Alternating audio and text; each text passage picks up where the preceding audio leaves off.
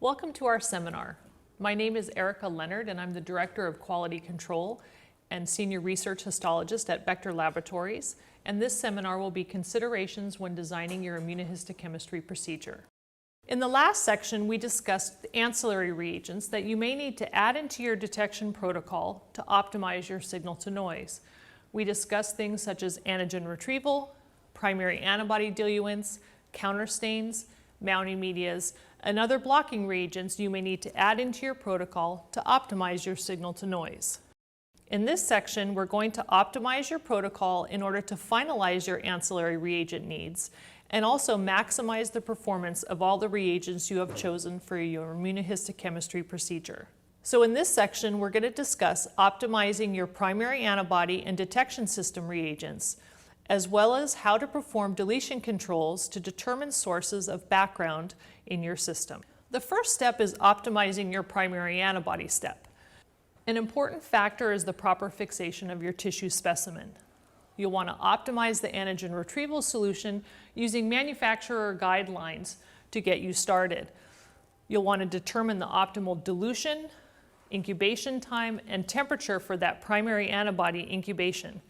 And you'll want to consider that some of your other ancillary reagents can often impact the performance of your primary antibody, such as the antibody diluent you are using, as well as endogenous enzyme blocking reagents. The second step in our optimization protocol is the optimization of our detection reagents. You'll want to optimize the remaining detection steps where appropriate.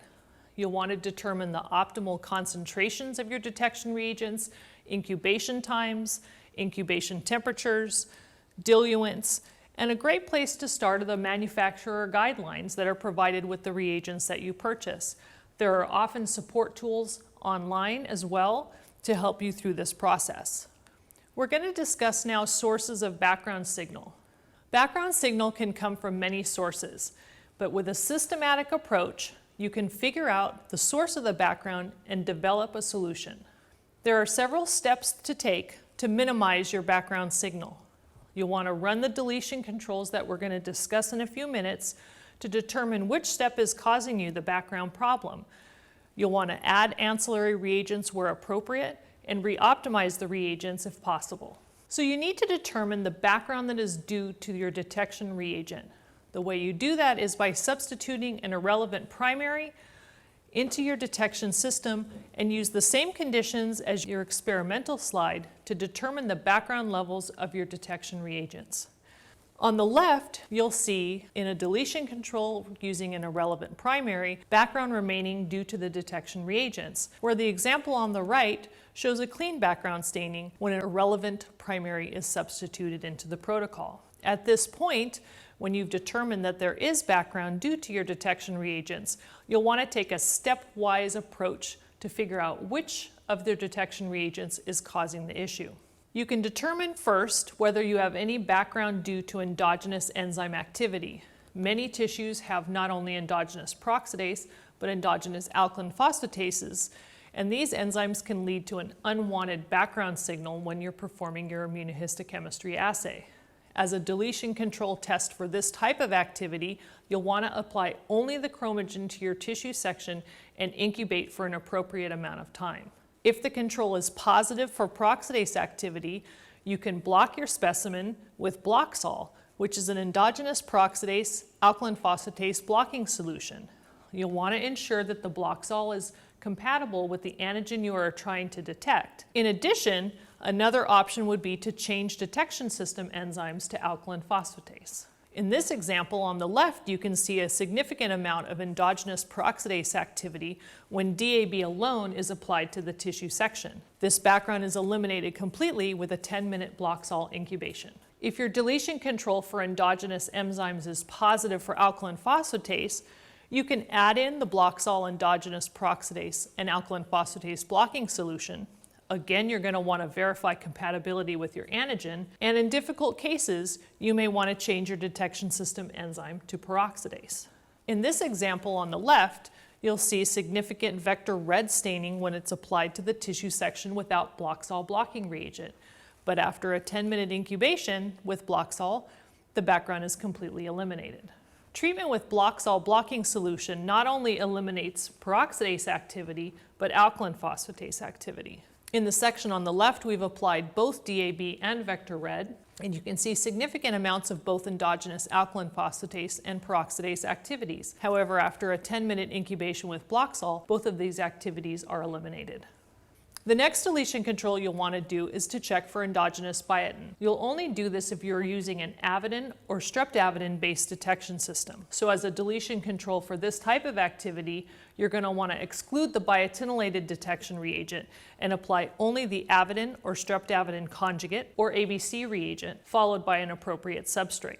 If your deletion control is positive for this type of activity, you'll add in an avidin biotin or a streptavidin biotin blocking kit into your protocol to completely eliminate this type of activity. The next deletion control is to check for off-target binding due to your polymer reagent. To detect this type of background, you'll apply your polymer reagent for the appropriate amount of time, followed by your chromogen. If this deletion control shows background, you have several options to reduce this problem. The first one is to increase your wash time. This has really been successful in our laboratory for reducing nonspecific binding of polymer reagents. You can also use multiple changes of the wash buffer during that period.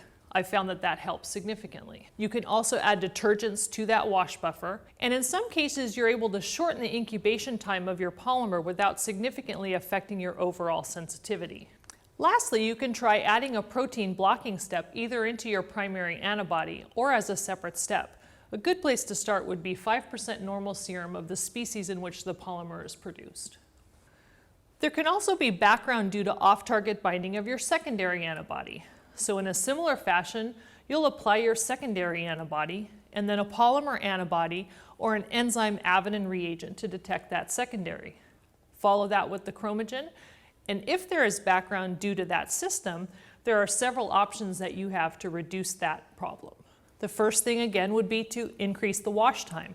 I've also found this to significantly improve background in this area. If you suspect that there could be cross-reactivity between your secondary antibody and the specimen that you're using, you can pre-incubate the secondary antibody with serum from the specimen species. Or another choice would be to use an antibody pre-absorbed against that species to reduce or eliminate this reaction completely. You can also reduce hydrophobic interactions with your specimen by blocking the specimen with serum from the species that produce the secondary antibody. Another option to reduce hydrophobic interaction would be to add detergent to that secondary antibody diluent. Oftentimes, you can further dilute your secondary antibody without significantly affecting your sensitivity. These are all things that you can do in the optimization portion to improve your results. And as always, anytime you're adding things to your diluent, you're going to want to verify the compatibility with your secondary so that you're not adversely affecting your sensitivity and/or background.